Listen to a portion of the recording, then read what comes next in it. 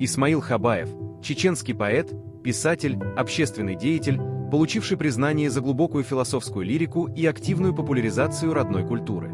Известен как талантливый автор с мастерским владением словом и глубоким философским подходом.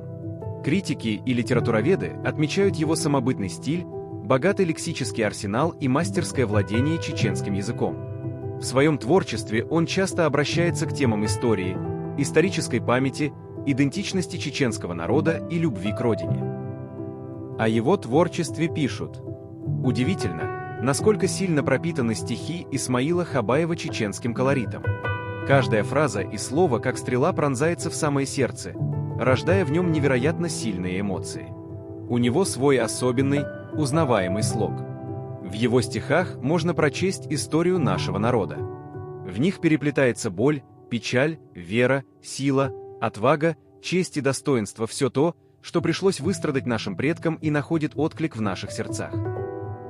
Если бы только Хабаев написал всего лишь 2 стихотворения «Безмолвная речь Зелимхана», который лежит поверженный на этой фотографии, и «От лица 13», было бы достаточно, чтобы говорить не только о жизни, но и о бессмертии.